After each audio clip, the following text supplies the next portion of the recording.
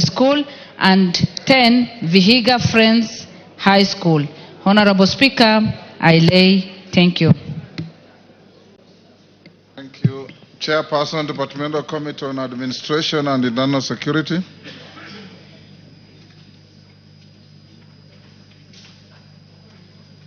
Tongoyo.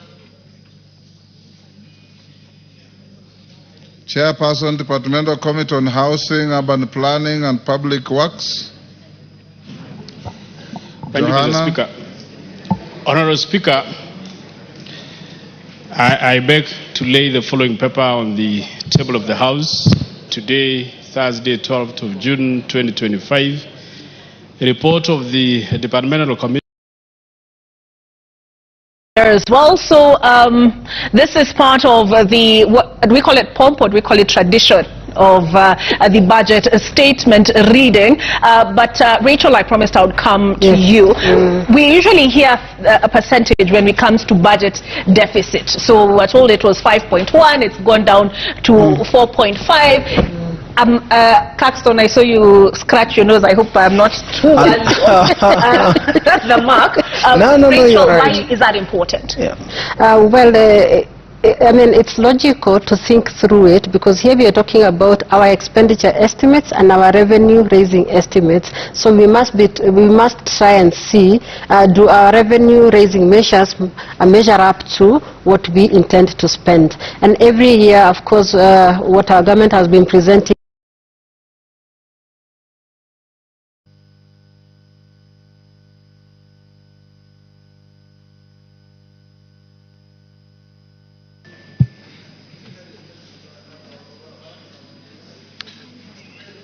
Leader, next order. Order number 7, questions and statements. Majority Leader.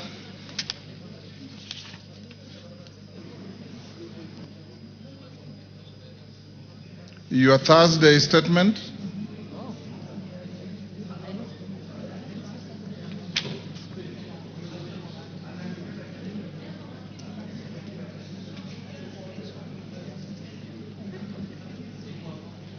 Are you ready? Yeah. Go ahead.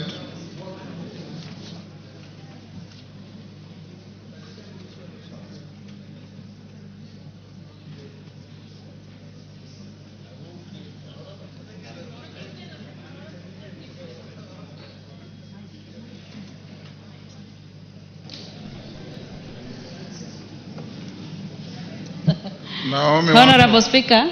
Yes. Pursuant to provisions of Standing Order 4.2a, I rise to give the following statement on behalf of the House Business Committee, which met on Tuesday, 10th June 2025, to prioritize business for consideration during the week. Honorable Speaker, as you had previously communicated today, Thursday, 12th June, the Cabinet Secretary for the National Treasury and Economic Planning, Honorable FCPA John Mbadi Ngogo, EGH, will make a public pronunciation of the budget highlights and revenue-raising measures for the year 2025-2026 and the medium term. In this regard, I wish to remind members that the House is expected to prioritize consideration of the budget-related bills, taking into consideration the statutory timelines applicable to the budget-making process.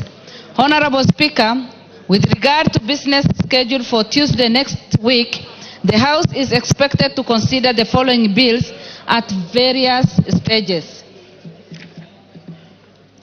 Number 1, Committee of the Whole House on the Kenya National Council for Population and Development Bill 2023.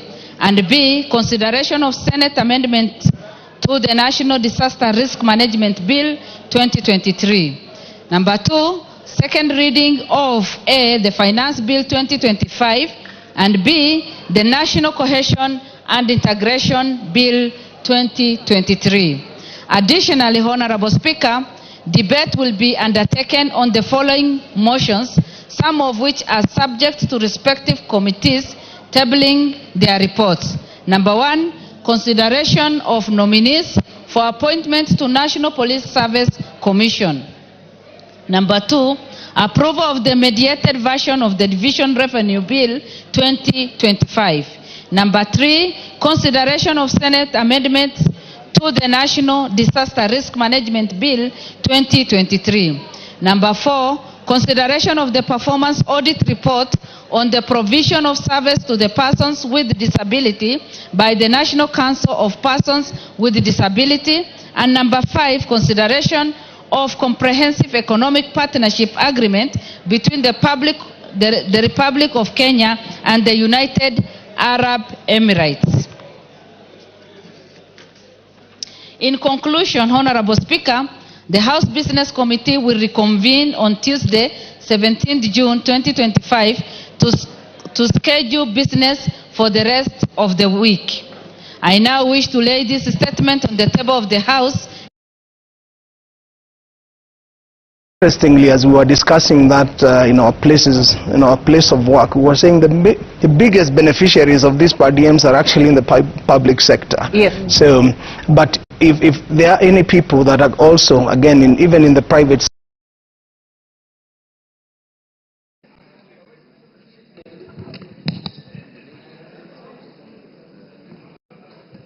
Lay your paper. Yeah. Thank you, Honorable Speaker. Honorable Speaker, I beg to lay the following papers on the table of the House today, Thursday, 12 June 2025.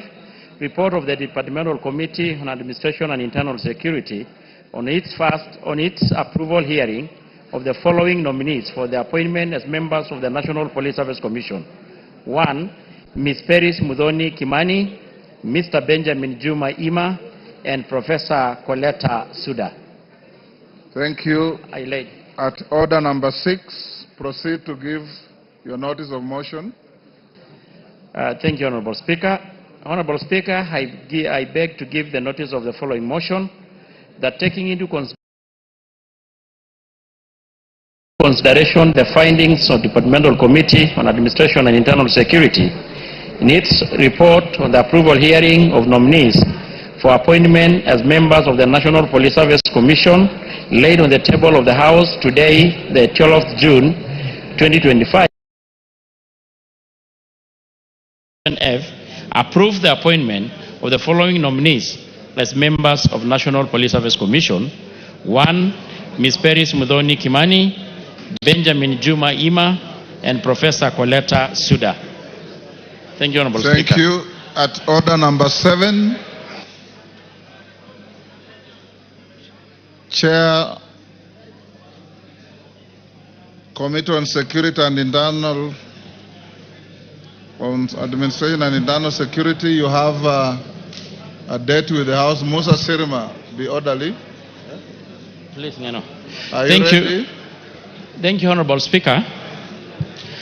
You did instruct me on behalf of this House, Honorable Speaker, to carry interrogation on the NPS, the IG, and the IPOA in regards to the unfortunate death